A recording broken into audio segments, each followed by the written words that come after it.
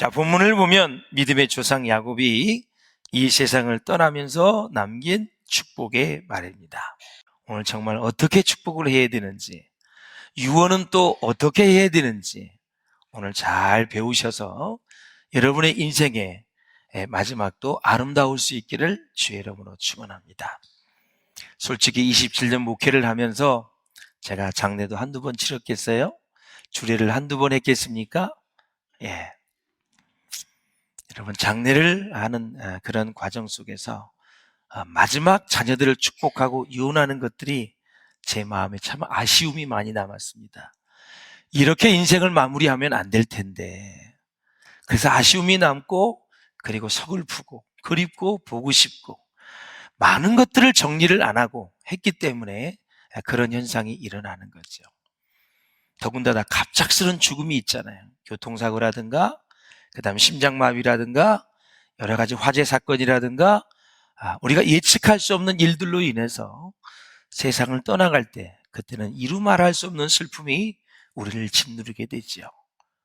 그래서 오늘 이제 본문을 같이 보면서 야곱이 어떻게 인생을 마무리하고 그의 열조에게로 돌아갔는지 같이 한번 보면서 은혜를 나누도록 하겠습니다. 사랑하는 여러분, 야곱의 생애는 그 자신이 고백한 것처럼 나그네의 삶이었고 또 험악한 인생이었다고 이야기를 하고 있습니다. 나그네는 말 그대로 여기저기 떠돌아다니는 사람, 정처 없이 다니는 사람이 나그네이죠.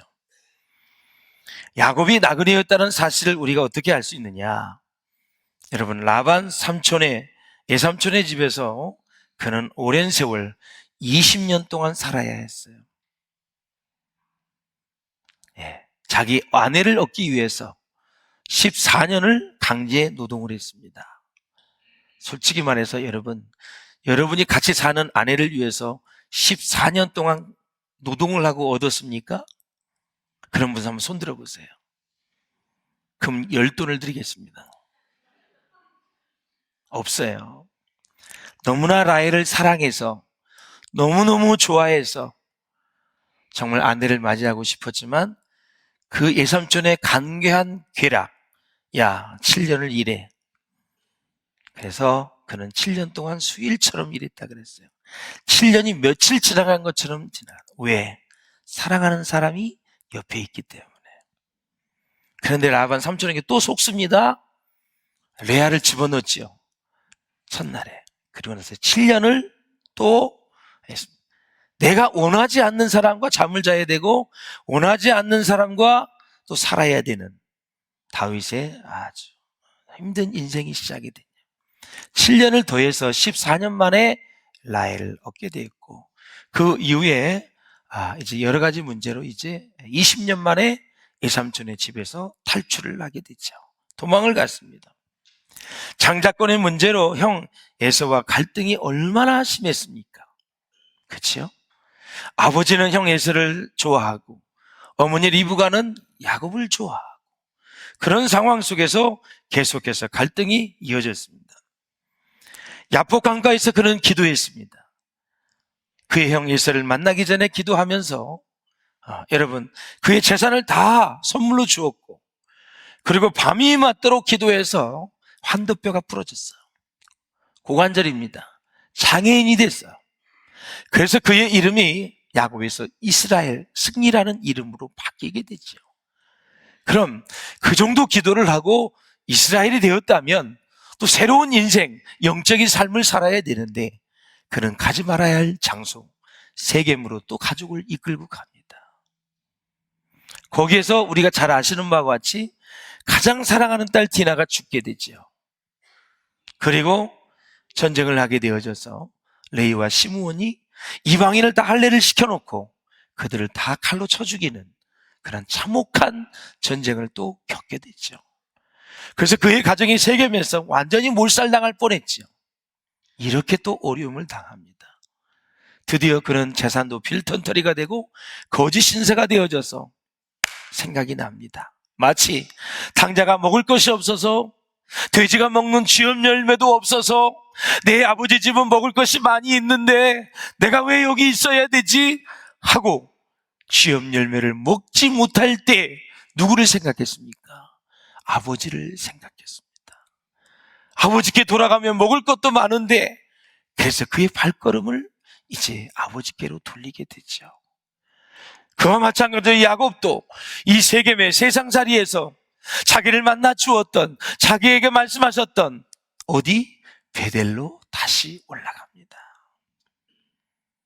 참 기구한 인생이죠.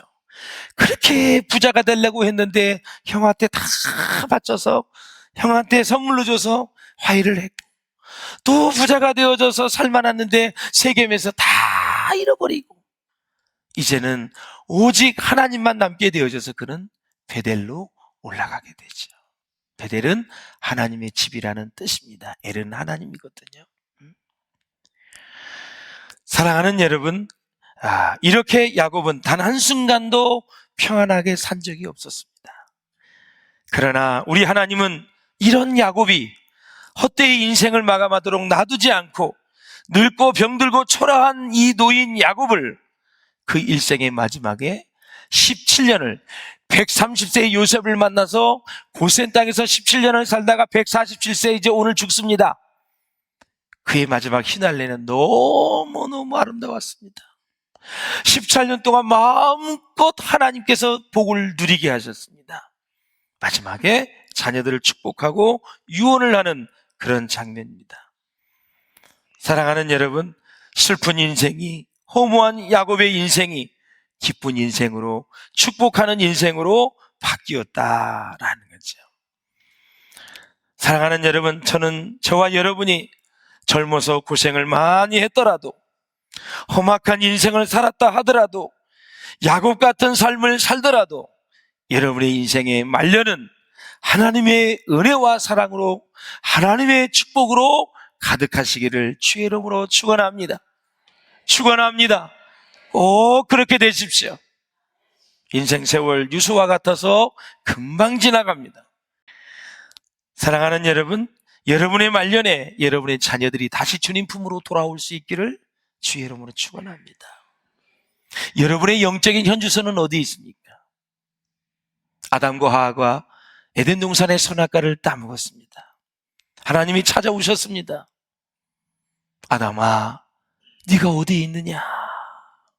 이 말은 장소를 말하는 것이 아니라, 너 그거 왜 따먹었어? 너의 영의 상태는 어떤 상태야? 너의 영의 현주소는 뭐야? 하면서 그를 회복시키기 위해서 찾아왔는데, 핑계를 대고 여러 가지 이유를 대서 결국 회개할 기회를 놓치고 아담과 하와는 에덴 동산, 축복의 동산, 영원히 살 수 있는 동산에서 추방을 당하게 되죠.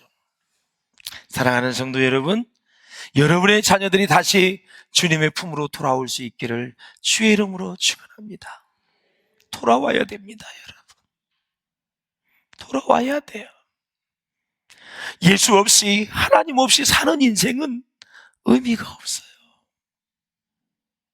아무리 열심히 직장 생활을 하고, 아무리 열심히 여러분 돈을 벌고 명예와 권력과 부를 추구해도 하나님이 없는 인생은 허무한 것입니다. 왜? 사람은 하나님이 만드셨고 하나님의 형상이 내 안에 있거든요. 하나님의 형상이. 그것이 하나님을 믿고 말씀을 믿음으로, 기도함으로, 성령으로 조금씩 회복하다가 하늘나라 가는 거거든요. 우리의 본향은 어디입니까? 여러분, 하늘나라입니다. 그 본향에서 창세 전에 저와 여러분을 선택하셨습니다. 이 땅에서 복음을 위하여, 하나님의 나라를 위하여, 교회를 위하여 여러분 일하라고 이 땅에 보내주신 거예요. 여러분의 어머니에서 태어나게 하신 거예요. 그리고 그 세 가지, 복음과 교회와 하나님의 나라를 위해 살다가 다시 본향으로 돌아간다 그러잖아요. 돌아간다. 우리가 온 곳은 저 천국이에요.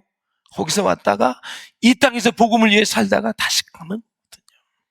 그래서 천국 환송식이다, 이렇게 얘기를 하는 거예요. 사랑하는 여러분, 우리가 이제 인생을 마무리를 해야 되는데, 마무리를 어떻게 해야 잘해요, 여러분? 야곱의 인생을 보면은, 자, 우리가 한번 1절과 2절을 한번 읽어보세요. 1절과 2절 시작. 야곱이 그 아들들을 불러 이르되 너희는 모이라. 너희가 후일에 당할 일을 내가 너희에게 이르리라. 아멘. 너희는 모여 들으라. 야곱의 아들들아 너희 아버지 이스라엘에게 들을지어다. 아멘. 야곱에게 있어서 마지막 인생의 결론은 하나님입니다. 남은 것은 하나님밖에 없어요. 그래서 죽어서도 야곱은 뭐라 그랬냐면 내 시신을 애굽에 놔두지 말고 하나님이 약속한 땅 가나안에 묻어달라고 얘기를 합니다. 제가 몇 번 반복을 했지만 이 얘기는 아주 중요한 얘기입니다. 사실 그때 애굽은 세계 최강대국이에요. 문명나라예요. 근데 가나안은 지금 기근이 들렸잖아요. 그렇죠? 2년째 해요. 7년 동안 기근이 들리면 정말 안전 폐허가 된 땅이지요. 그러면 아들이 애굽의 총리일 때 애굽에 묻히는 게 영광입니다.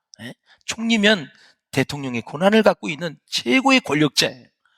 그러면 그 아들이 얼마나 든든하고 빽이 있고 얼마나 좋아요.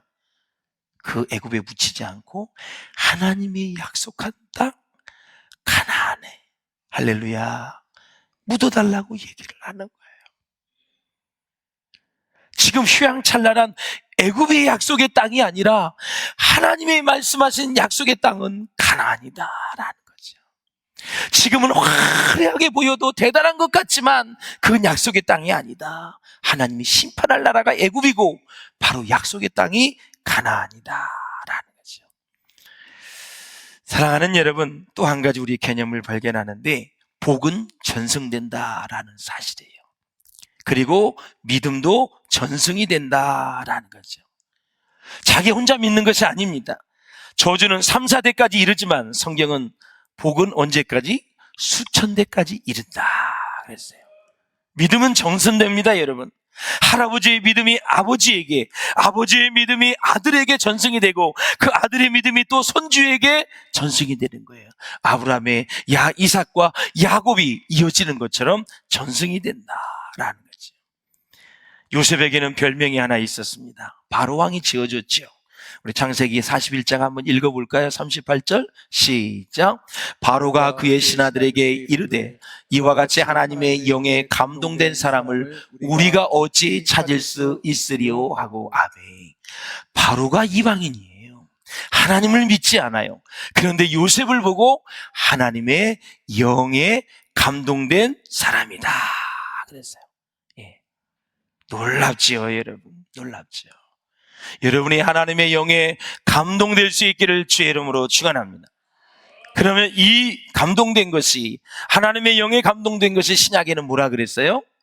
바로 성령 충만한 사람을 얘기하는 거예요. 요셉은 성령 충만했기 때문에 구덩이에 빠져도, 팔려가도, 감옥에 들어가도, 억울하게 또 감옥살이를 해도 끝까지 하나님이 주신 지혜로 승리할 수 있었다라는 거죠. 저의 소원이 있다면 저도 하나님의 영으로 충만하고 성령의 기름 부으심이 충만하고 오늘 예배하는 여러분들에게도 성령의 기름 부으심이 충만하기를 주의 이름으로 축원합니다. 하나님의 영으로 충만하시기를 바랍니다. 악신이 떠나가시기를 바랍니다. 어둠의 권세가 물러갈지어다. 흑암의 권세가 물러갈지어다. 하나님의 영으로 충만하셔야 돼요. 하나님의 영으로. 성령 충만은 우리의 인격의 열매로 나타나거든요. 성령의 열매가 9가지라고 얘기하고 있어요. 사랑과 희락과 화평과 오래 참음과 자비와 양성과 충성과 온유와 절제니 이와 같은 법을 금지할 법이 없다라는 것은 모든 사람이 성령이 충만하면 이 9가지 열매를 인격의 열매로 맺을 수 있다라는 거죠. 그런데 이 열매가 헬라어에서 보면은 9가지이기 때문에 복수로 나와야 되잖아요. 근데 단수로 나와 있다라는 거죠. 왜 그럴까요? 왜 단수로 될까요? 이것은 바로 이 9가지 열매가 한 인격 안에 담겨진 그런 9가지 열매이다. 쉽게 얘기하면 저와 여러분에게 9가지 열매가 다 맺혀져야 된다라는 사실이요. 이 열매를 다 가지고 있는 분이 누구일까요? 바로 예수 그리스도입니다. 예수 그리스도. 근데 예수 그리스도를 닮은 인물이 요셉입니다. 자, 보십시오. 아버지에게 보여준 이 사랑을 보십시오. 요셉이 아버지에게 보여준 사랑은 바로 희락이라고 말씀을 드릴 수 있습니다. 역경과 고난 속에서도 요셉의 슬픔의 흔적이 없습니다. 평생 기쁨으로 살았습니다. 요셉의 가정을 보십시오. 요셉이 섬기는 애굽을 보십시오. 평화가 임했습니다. 기가 막힌 것은 요셉이 가는 곳마다 복을 받았고, 요셉 때문에 보디발의 집이 복을 받았고, 요셉 때문에 애굽이 복을 받았다라는 거죠. 놀랍습니다. 형들에 의해서 구덩이에 빠졌을 때도 그는 인내했습니다. 참고 견뎠습니다. 감옥에서 인구의 세월을 보냈습니다. 흉년이 들었을 때도 오래오래 참았습니다. 자기를 괴롭혔던 형들에게 양식을 내어줍니다. 어린 시절부터 요셉은 아버지 심부름을 잘했습니다. 충성스러웠습니다. 충성의 아름다운 열매이지요.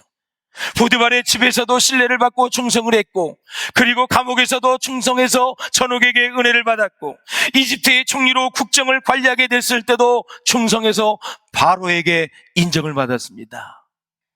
수족을 눌릴 자가 없으리라. 와, 전권을 요셉에게 준 겁니다, 여러분. 이방인인 요셉에게 어떻게 그런 전권을 줄 수 있겠습니까? 놀라운 하나님의 은혜와 축복인 줄로 믿습니다. 뿐만 아니라 여러분, 감옥에서 꿈을 풀어주고 그렇게 부탁했던 자기와의 약속을 잃어버렸던 술 관원에 대한 요셉의 온유함을 보십시오. 형제들을 만나 복받치는 감정을 억제하는 장면, 방에 들어가서 다 울고 나와서 또 얘기합니다. 다그치어서 형들에게 압박을 주고 두려움을 주는 게 아닙니다. 루벤 형, 시므온 형, 레위 형, 유다 형, 나를 구더기에 쳐넣었지요. 나를 팔았지요. 내가 누군지 아십니까? 내가 애굽의 총리입니다. 잘 만났습니다. 당신들은 반드시 나를 괴롭힌 대가를 치러야 됩니다. 이런 식으로 한 요셉이 아니었다. 온유했다라는 거죠. 사랑하는 여러분, 7년의 풍년이 왔을 때도 곡식을 낭비하지 않았습니다. 저축을 해서 흉년의 시대를 대비한 것입니다. 여러분, 현금을 조금씩 모아두십시오. 자본주의 사는 기회가 옵니다. 내가 물질의 풍년을 만날 때 다 쓰지 마시고 요셉처럼 조금씩 30% 정도는 남겨두셔야 됩니다. 그래야 기회가 왔을 때, 또 하나님이 기회를 주실 때 우리는 또 다른 복의 세계로 나아갈 수 있다라는 거죠. 사랑하는 여러분, 바로 앞에 불려갔을 때 하나님이 대답해 주실 것이라고 바로가 꿈을 꿨습니다. 그래서 술 맡은 간원장이 바로 요셉을 생각해서 불렀습니다. 당장 요셉을 불러와라. 바로 앞에 섰습니다. 요셉아, 네, 내가 꿈을 꿨는데 해석을 하라고. 근데 꿈의 내용을 얘기를 안 했습니다. 저는 너무너무 감동이 된 것이, 요셉이 뭐라 그랬어요? 바로 황제예요. 모든 꿈의 해석은 하나님께 있습니다. 이야, 이 대목을 읽는데 진짜 요셉의 영성이, 요셉의 믿음이, 하나님을 신뢰하심이, 하나님을 의지하는 게 정말 대단하다. 만약에 바로가 꿈을 얘기했는데 해석을 못하고, 그리고 해석이 틀렸다면 바로 목이 날아가는 것입니다. 그런데 바로 왕이요, 바로 황제요, 모든 꿈의 해석은 하나님 앞에 있습니다. 여러분, 요셉처럼 이렇게 멋지게 살면 어떻겠습니까? 여러분의 인생의 문제를 만났을 때, 어려움을 만났을 때, 사랑하는 집사님, 권사님, 장로님, 모든 문제의 해결은 하나님 앞에 있습니다. 하나님이 해결하실 것입니다. 문제의 해답은 다 하나님이 갖고 계십니다. 걱정하지 마십시오. 하나님이 우리 인생의 주인이십니다. 저 천국까지 인도하실 분입니다. 자신이 믿음으로 선포하면, 여러분, 그 말을 듣는 자들이 힘을 얻는 거예요. 믿음의 말은 상대방에게 힘을 줘요. 그리고 믿음을 막 불러일으켜요. 소망을 불러일으켜요. 잠자던 영혼을 깨우는 거예요. 그리고 하나님께 향하게 만드는 거예요. 주를 위해 살 수 있도록 만드는 거예요. 믿음의 선포를 요셉이 그랬다라는 거죠. 요셉의 삶의 원천은 하나님이셨고요. 그 하나님께 기도한 것입니다. 하나님. 창세기 49장 22절을 한번 읽어보십시오. 얼마나 축복을 받았는지. 시작. 요셉은 무성한 가지 그 샘 곁에 무성한 가지라 그 가지가 담을 넘었도다. 세상. 여러분, 담장을 넘은 이 가지를 다 보셨죠? 예, 고택이 있는 많은 곳에 가보면 참 돌담에 쫙 가지가 넘어가는 풍성한, 예. 요셉이 자기 혼자만, 그리고 자기만 챙긴 것이 아니라 형들을 챙기고 아버지를 챙기고 가정을 챙기고, 여러분, 민족을 살렸고 세계 열방을 다 먹여 살린 사람이 요셉이었다라는 거죠. 사랑하는 여러분, 39장 5절을 한번 보십시오. 야, 여러분 이런 인생이 됐으면 좋겠어요. 시작. 여호와께서 요셉을 위하여 그 애굽 사람의 집에 복을 내리심으로 여호와의 복이 그의 집과 그의 밭에 있는 모든 소유에 미친지라. 아멘. 보세요. 요셉을 위하여 그 사람의 집에 복을 내린 거예요. 기준이 사람이에요. 그리고 여호와의 복이 그의 집과 밭에 있는 모든, 밭에가 뭐 있을까? 채소, 곡식이 있을 거 아니에요. 이삭이 100배의 축복을 받은 것처럼 요셉 때문에 밭에 있는 채소와 곡식도 잘 됐다라는 사실이에요. 하나님이 이런 분이세요. 여러분이 직장을 가면 그 직장이 잘 되기를 바라고요. 여러분이 시집 가고 장가를 가면 그 집이 잘 되기를 바라고요. 여러분이 어느 학교에 가면 그 학교가 명문 학교가 되시기를 바라고요. 여러분이 어떤 모임에 가도 그 모임이 복이 되시기를 바라고요. 여러분이 비전교회에 오면 비전교회가 하나님의 은혜와 사랑과 축복이 차고 넘치시기를 주의 이름으로 축원을 드립니다. 여러분 가정에 교회가 부흥하고 여러분 가정에 하나님의 나라가 확장되어지고 여러분 가운데 하나님의 치유의 역사와 회복의 역사와 구원의 역사가 충만하시기를 주의 이름으로 축원합니다. 할렐루야. 정말 여러분 자녀들을 사랑하고 이해한다면 그들이 하나님으로 인해 살게 해줘야 됩니다. 여러분, 하나님으로 인해. 자, 28절 읽고 마치겠습니다. 28절 시작. 이들은 이스라엘의 12지파라. 이와 같이 그들의 아버지가 그들에게 말하고 그들에게 축복하였으니 곧 그들 각 사람의 분량대로 축복하였더라. 아멘. 어떤 분은 이렇게 말해요. 하나님이 복을 편파적으로 주신다. 왜 저 사람에겐 복을 많이 주고 나는 적게 주느냐. 불평하는 분들이 있어요. 그러나 여러분 잘 들으세요. 하나님은 복을 편파적으로 주시는 분이 아닙니다. 복을 받을 그릇의 크기대로 주신다라는 사실이에요. 사람마다 복을 받을 그릇이 다를 뿐입니다, 여러분. 그러므로 사랑하는 여러분, 각자 믿음의 분량대로 복을 받게 되는데 큰 믿음의 그릇을 가질 수 있기를 주의 이름으로 축원합니다.